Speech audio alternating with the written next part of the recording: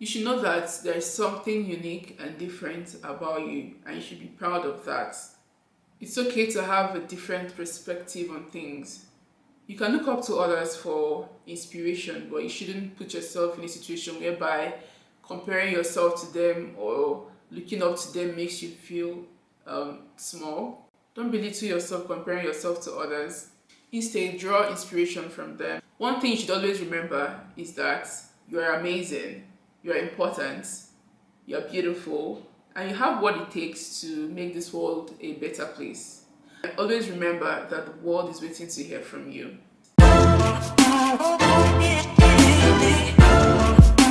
Hello beautiful people, welcome back to my YouTube channel. My name is Dr. Madely, and on this channel we talk about lifestyle, fashion, life coaching, so you can show up in this world as your best self. Today's video we'll be talking about how to overcome imposter syndrome. And before we dive into that, I would like us to first of all understand what imposter syndrome is. So imposter syndrome is when you doubt your skills, your talents, your accomplishments, and you have a persistent fear of feeling like a fraud. You feel like you're deceiving people who hold you at a very high esteem. Simply put, imposter syndrome is when you feel like you're not as competent and as intelligent as others perceive you to be, and this makes you to feel like a fraud. You typically feel anxious and you ask questions like, why me? I don't belong here. I can't keep up to this expectation. I can't do this. I don't know everything. I'm not an expert in this field. Do you ask yourself these sort of questions? Then you should stay tuned. Despite the external validation you've received, for example, you've received awards or a nomination, or you received an acknowledgement at work, yet you lack the internal acknowledgement or validation of your own accomplishments, of your own talents, of your own skills. And when you are asked about your success, you always attribute that to external factors like luck or people, or you claim people are overestimating your capabilities. Make no mistake, people who experience imposter syndrome are high achievers, they are over ambitious, and they may have attained numerous degrees, they may have progressed exponentially in their career, yet they still have internal doubts, they have possibly low self-esteem, and occasionally they experience depression. Please note that imposter syndrome is not an official mental health diagnosis, but it is a specific and a real form of intellectual self-doubt, which may be accompanied by anxiety and occasional depression. So what are the types of imposter syndrome? There are 5 basic types of imposter syndrome. First, the perfectionist. You believe that you could have done better if you were perfect, and because of this you feel that you are not as good and as competent as people perceive you to be. Second, the expert. Because you feel you don't know everything about a topic or about a subject, and because you believe you still have a lot to learn, you think and you believe that you are not as competent as others believe you to be. You believe that you are not an expert in that subject. Third, the natural genius. Because you feel you are not naturally competent or intelligent and it takes you a longer time to master a skill, it makes you doubt yourself, it makes you have imposter syndrome. Fourth, the soloist. Because the level of success you've attained in life was due to the help of others, because you didn't get to that level by yourself, you feel you are not good enough. It makes you question your qualities, your capabilities. Fifth, the superperson. Because you're an over-ambitious person and you believe that you must attain the highest level of achievement possible, or you believe that you must be the most hard worker, and when you don't attain this goal you set for yourself, it makes you doubt yourself, it makes you question your own capabilities, it makes you feel like a fraud. So what are the features or qualities of imposter syndrome? The first one is negative self-talk, or your attribution style. By attribution style, I mean your way of thinking, the way you speak to yourself when a negative event happens in your life, either in a positive way or a negative way. So take fear, you take an example. So a negative attribution style is when you say things like this to yourself. For example, you failed math and you say, oh, I'm so terrible at math. I've always been bad at math. Why did I even waste my time or believe that I could have done, I could do better this time around? For an example of positive attribution style, we also use math as an example. You say something like, oh, I failed math because math was hard. Although I had spent time, I had worked so hard to study. But I believe that I have a second chance. I could do better at the second trial. So you could see the difference between the positive and the negative. For the positive, you provide a space for you provide space for improvement. While negative one, you are basically bashing and talking down at yourself. So other qualities and features of imposter syndrome are self-doubt, fear of not living up to expectations, self-sabotage and sabotaging your own success, undervaluing and undermining your accomplishments, attributing your performance to external factors. 7. Setting challenging and very difficult goals and tasks, and when you don't achieve these goals, you lose hope in yourself. 8. You don't trust your own expertise, even in areas where you are genuinely more skilled than others. Impact of imposter syndrome.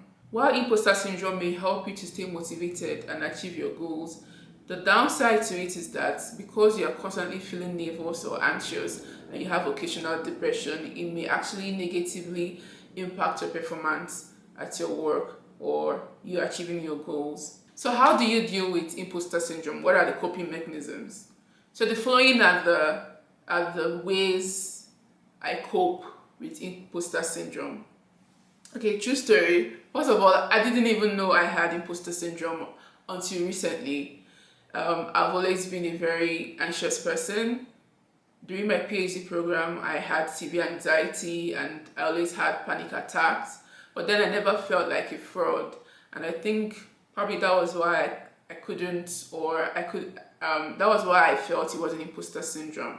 And a recent experience I had with imposter syndrome is when I was recently invited as a guest speaker at the American Association of Cancer Research in June this year. I already have a PhD and I have an extensive research experience. I have a portfolio that speaks for itself. Yet, I had feelings of doubt.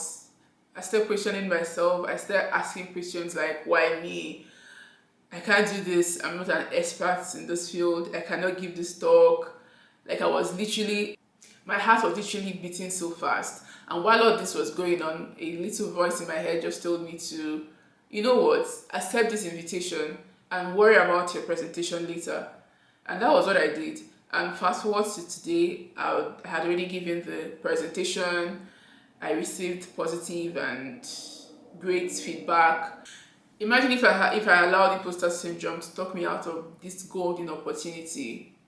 I mean, being given a platform to give a talk amongst cancer research experts. These are my superiors I'm talking about. I was just fresh out of PhD program, so you can imagine how nerve-wracking that was. But I'm glad that I didn't allow imposter syndrome to talk me out of going after this or challenging myself. So the coping mechanisms that I believe have worked for me are: first, actively talk yourself out of negative self-talk. For me, I remind myself what I have accomplished and why I shouldn't be feeling small or nervous. And because of the training I've attained, I believe that I have something to give to others. I can impact others positively. Second, go after your goals in spite of the fear. Basically doing it afraid. I'm sorry, we just have to do it afraid. For me, I believe that. I just tell myself, well, this fear is not going anywhere. I might as well just go ahead and go after my dreams, after my goals and achieve them. The fear could be there, but then I still do things. I do them afraid, so that has worked for me. Third, avoid comparing yourself to others. You should know that there is something unique and different about you, and you should be proud of that. It's okay to have a different perspective on things. You can look up to others for inspiration, but you shouldn't put yourself in a situation whereby comparing yourself to them or looking up to them makes you feel small. Don't belittle yourself comparing yourself to others. Instead, draw inspiration from them. I enjoy watching movies that have female protagonists, uh, movies where the main character is a female. For example, Scandal, Olivia Pope in Scandal, which was played by Kerry Washington, and Annalise Keating in How to Get Away with Murder, which was played by Viola Davis. When I watch these movies, I literally would feel a wave of confidence in my veins. I have confidence boost.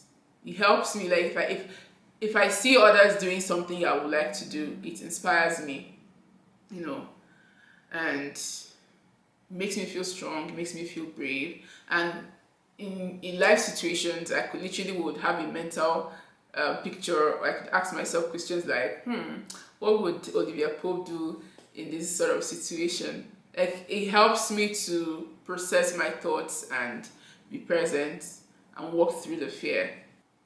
Fourth, be your authentic self. I really cannot overemphasize this. You need to be your authentic self. You need to strive to be the best version of yourself. You have to celebrate small wins, small milestones. Be happy with yourself internally. One thing you should always remember is that you are amazing, you are important, you are beautiful, and you have what it takes to make this world a better place. And always remember that the world is waiting to hear from you. The fifth coping mechanism: be your own advocate. You have to remind yourself that you've earned your place in whatever professional or academic environment you found yourself. It helps to acknowledge your accomplishments and expertise by yourself. Internal validation is more important than external validation. You have to fix your mind first. You have to fix your mind because whatever is going on, whatever you're experiencing is all in your mind. So you have to internally work on yourself, and external validation would less likely help you to deal with imposter syndrome. 6, challenge your doubts. Whatever self-doubt or fear you're experiencing is a lie. Imposter syndrome is a liar. It's as simple as that. 7, extend yourself some grace. Be kind to yourself and show compassion and kindness to yourself instead of always bashing or negatively talking down on yourself. 8, choose to be confident.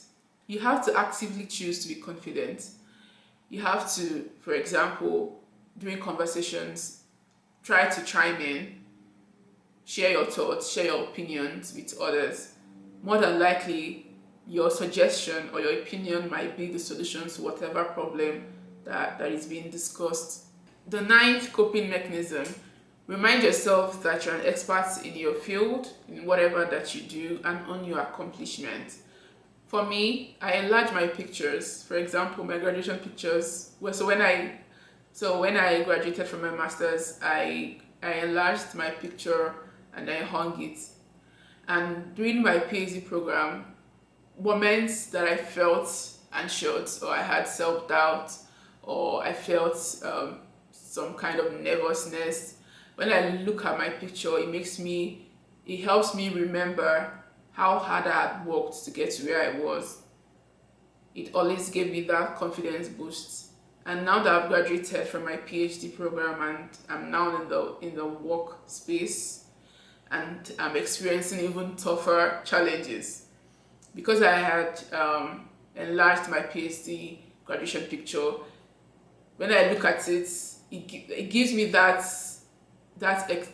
it gives me that confidence, it gives me that push, it gives me the internal validation that I need, because I remind myself that I did that. If I can do that, I can do whatever it is that has been assigned to me to do. So whatever your story is, whatever situation that you are in, it helps to have a tangible item or a picture, whatever that could help you, that could remind you of who you are, what you have done, what you have accomplished, and this actually would help you to be confident, especially during moments of self-doubt.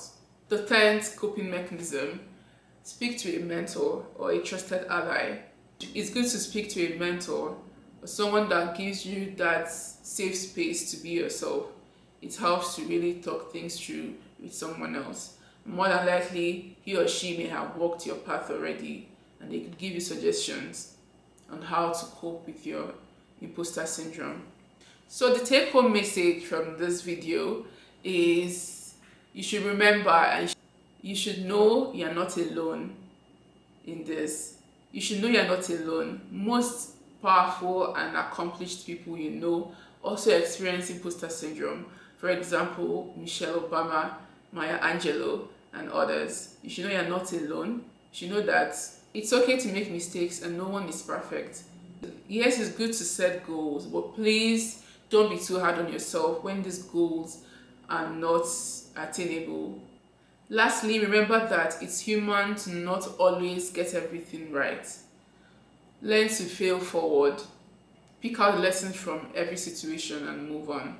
Okay, so that brings me to the end of this video. Please like, subscribe, and comment. Leave your thoughts in the comment section and let me know if the coping mechanisms I suggested are useful to you, or you use them, or if you have suggestions that could help others also experiencing imposter syndrome. If you liked this, if you learned something new, please let me know in the comment section. Until next time, bye.